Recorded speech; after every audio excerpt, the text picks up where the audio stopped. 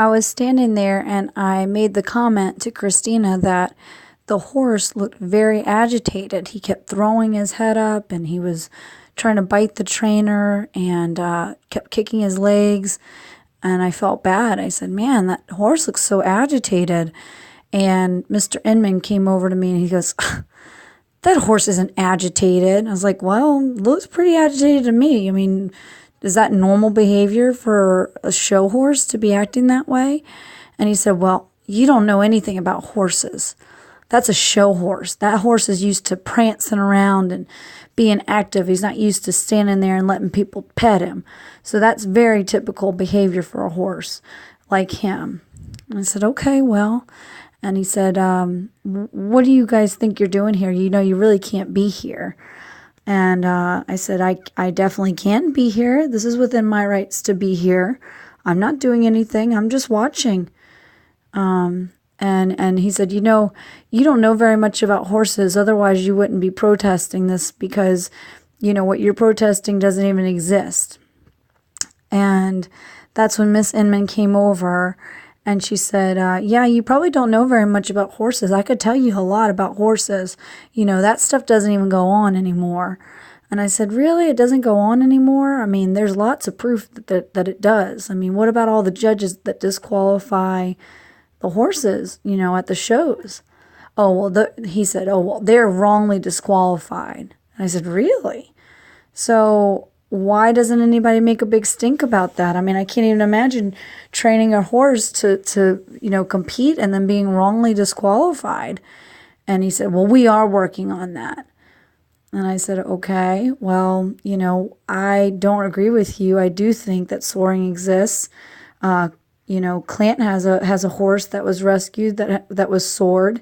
And, you know, there are many people in the industry themselves that have said that soaring exists. And both of them just kept talking, trying to convince me that no, soaring doesn't exist anymore. You know, that's why they have all the inspectors and whatnot. This whole thing, this whole bill that's coming out is just because of the Humane Society, and that, you know, it's wrong. And Miss Inman said, if you come, I'll take you to any barn you want to go to and show you there's no soaring going on.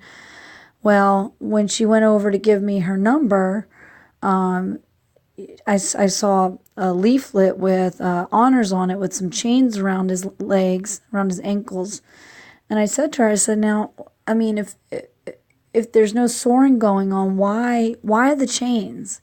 It's my understanding that the chains hit the sore areas, cause pain to the horse, and then they kick their legs up even higher.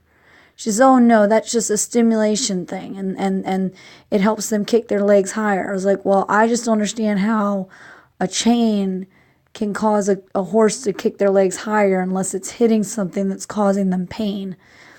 And I said, you know, if we're really on the same side here, you would, you know, you would want to remove the chains and the pads too and go back to all natural Tennessee walking horse, you know, celebrations.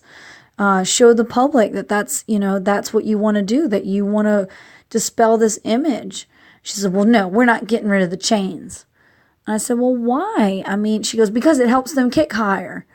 And I said, well, I mean, if you're telling me a chain makes a horse kick higher, the only reason in my mind that that's possible is just because it's been sored. She's like, well, that's not true. I was like, then get rid of the chains and do it all natural and let everybody else do it natural. Be on the same playing field. Well, I don't want to get rid of the chains, she kept saying. So finally I was like, well, that's your decision. And, you know, you're going to continue to allow people to think that that's what you're doing then, because that's what people associate it with. And prior to that, they were just telling me all these different things. And I was saying, well, you know, the inspectors, you know, they're looking at every one of these horses, and you know, they find these horses that have been sored, and Mr. Inman would be like, oh, bless your heart, you don't know what you're talking about, bless your heart. He would say it to almost all of my responses.